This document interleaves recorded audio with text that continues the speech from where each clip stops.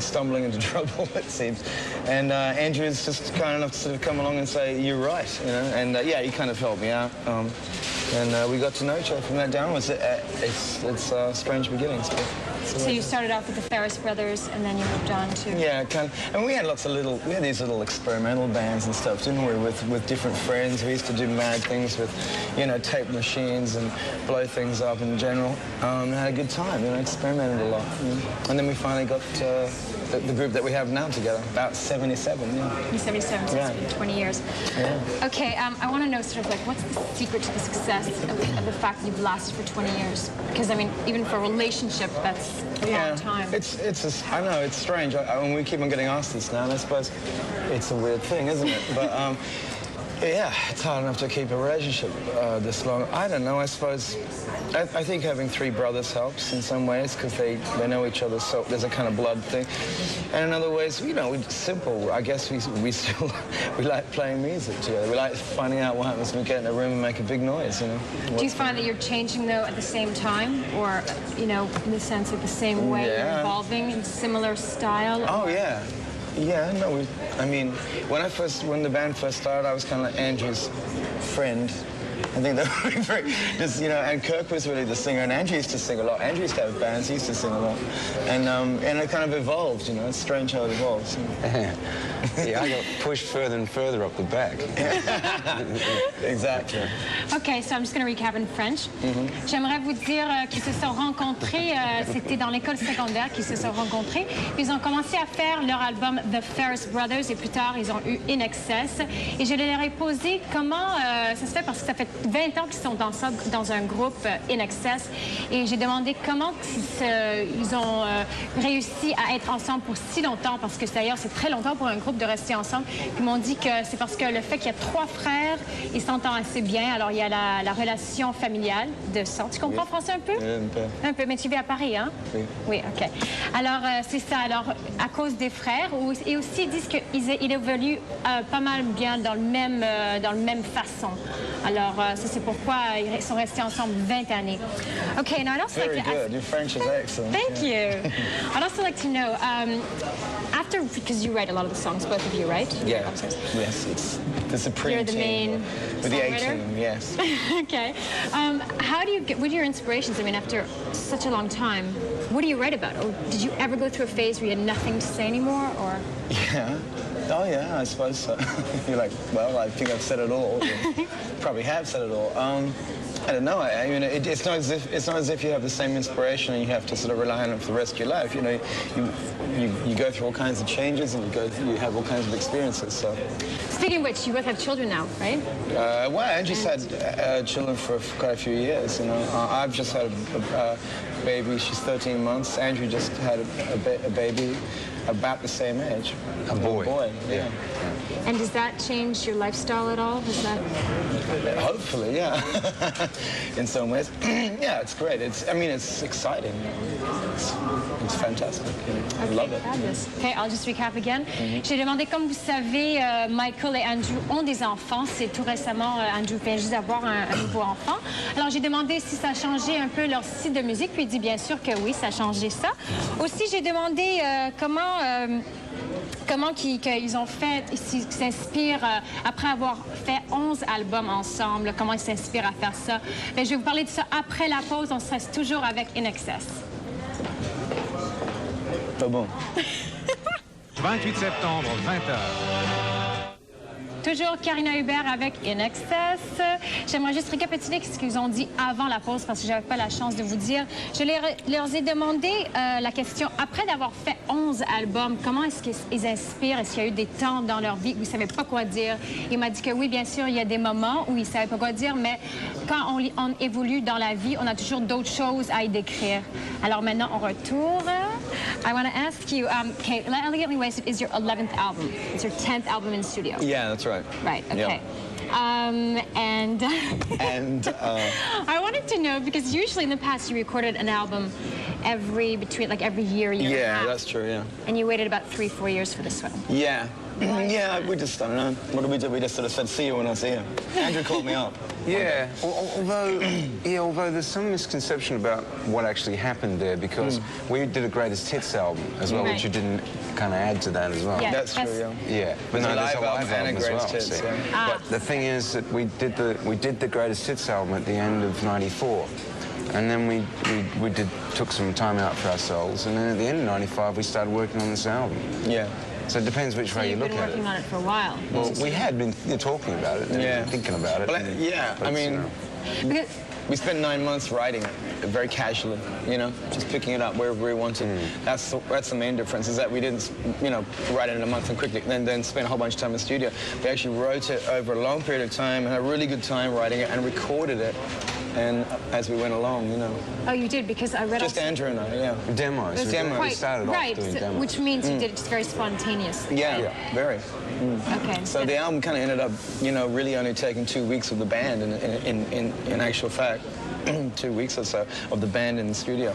Okay. We used a lot of the material from demos. That's right. So-called demos. I mean, these days, they're as good as an album, so whatever. Actually, Canadian producer Bruce Fairbairn, who lives in Vancouver. Yeah.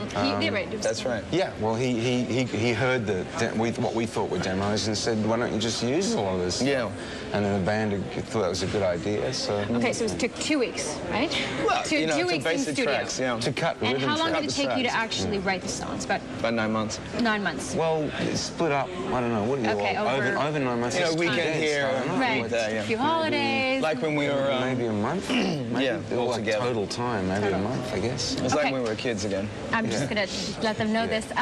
J'aimerais juste vous dire, parce que beaucoup de gens veulent savoir pourquoi ça a pris plus qu'un an et demi pour réaliser cet album. Mais en effet, c'est qu'ils ont écrit pendant plusieurs temps. C'est pas qu'ils faisaient rien, ils écrivaient pendant tout ce temps-là. Thank you very much. Et ils ont enregistré ça en studio. Ça a pris seulement 2 semaines. Alors, c'est très spontané parce que c'était comme un démo. Ils ont enregistré ça vraiment comme un démo. Ça fait que c'est plus excitant pour eux. Right? It's more exciting for you? Absolutely. Okay, we've got one more question. We've got 1 more minute. I know that you changed record labels. Yeah. You are now with Mercury in the States, That's right. And now you also have a new manager. To the world? For the world, yeah. Okay. And you have a new manager. It's now Paul Craig. Right? Wrong. Wait, we had a new manager. You had a manager, okay. It's actually Martha Trout over there. There we go, Mother Trout. Now, why did you change record labels and why did you change managers? Well, you know, things were on their course, basically. We finished our contract with Atlantic Records in the States, and that kind of covered everybody, and you know, which is rare to finish a contract. Most people, you know, stopped before then. So we just wanted to move on to one company for the whole world. We were sort of with different companies everywhere, so we went to one company for the world, and they're great. Mercury Polygram are really good to us. Okay, so there was no riffs or anything. No problems. Also, we've been doing this for as you put it, so, well, you said it before, 20 years. And I think what we found is that we need to have a situation business-wise that keeps us feeling fresh and moving forward and feeling good. Yeah, and, you don't want things to just get really old. Stagnant. Boring. Terrible. Hate that. Hate it. Okay. That's right. I'll just have to. Well, je vais vous récapituler ça après la pause, mais je vais le faire tout de suite. Ok, je vais le faire tout de suite. Ils ont dit d'ailleurs qu'ils ont changé d'étiquette de disque. Ils sont maintenant avec Mercury et notre nouvelle gérante, c'est. Can I have your name again? Martha. Martha, c'est ça. C'est leur nouvelle gérante. Martha Trout, c'est ça? Trout. Trout, sorry, excusez-moi. Et donc, ils ont changé juste parce qu'il n'y avait pas de raison, il n'y avait pas de bataille entre les étiquettes de disques. C'est juste parce qu'ils voulaient avoir un changement, parce que je crois qu'ils ont eu beaucoup de changements dans leur vie. Alors, ils voulaient avoir un nouveau étiquette de disque pour leur représenter peut-être d'une nouvelle façon. C'est ça? Oui. OK. Et maintenant, on vous présente Don't Lose Your Head de Elegantly Wasted. Bye-bye.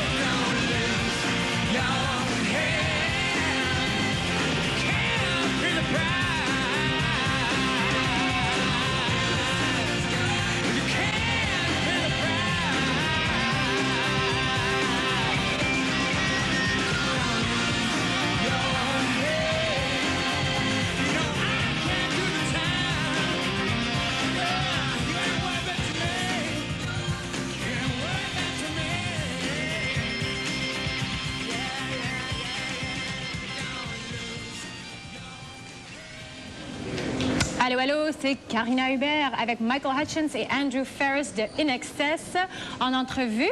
Hi, you guys. Hi. Again. Hi. Okay, I'd like to know, I was told that Elegantly Wasted is sort of a mix of INXS past, present, future. Yeah, people have... I listened to the album, there's a lot of different styles. Yeah, I think it sort of is. I mean, it takes a while to get a bit of distance from it, but it seems to have turned out like kind of, while trying to keep it fresh, kind of like partly sort of Listen Like Thieves and Kick, a bit like that, and half the record. And then the other half, I don't know, it sort of takes off in a different place. Like Searching, for example, that song. Yeah. It's very, what would you say? Is it INXS present? Well, I think it's a pretty sort of straight, it's kind of a soul song, really, so it's kind of our root, it's more rootsy for us, you know. It's a very sort of soul kind of song. And then a lot of the record's more introspective and more trippy, and especially lyrically, I think it's one of our best records, I think, lyrically, definitely. And, you know, it's quite, doesn't pull any punches, it sort of says what it wants to say. Okay, cool. Okay. Do you have anything to say about that, Andrew? Well, I can sense well, I was going to say, actually, ironically enough, because Elegantly Wasted is the next album we did after our Greatest Hits record, when we listened back to our Greatest Hits record, it's quite interesting to listen back to your own career yourself and absorb all that. And because it came out in the record a bit. Yeah, maybe, because I'm quite, well, happy with our Greatest Hits record. I think it's a really good record. So basically it's a mix of your best, right? Well, yeah, I mean, it's a lot of, to me, a lot of artists tend to not have a lot of faith in what they do. They just sort of keep thinking that it's totally disposable, and to a certain... I have to cut you off, I'm sorry. Yeah, but... OK. J'aimerais vous dire que ce soir, ils seront en spectacle le 21 au Métropolis à Montréal. J'espère que vous avez compris ça en anglais. Malheureusement, je ne peux pas vous translate ça. Maintenant, Elegantly Wasted avec leur clip Elegantly Wasted. They wasted. Sorry.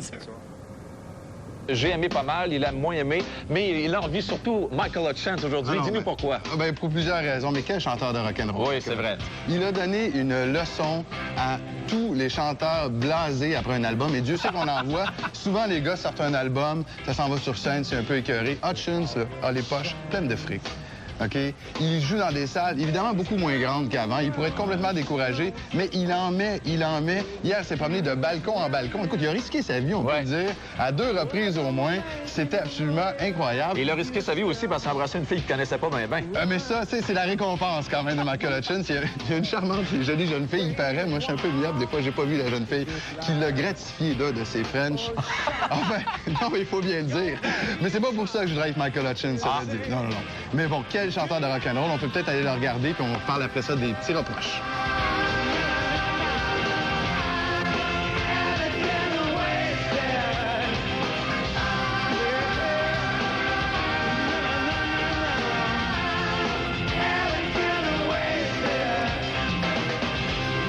All the crowns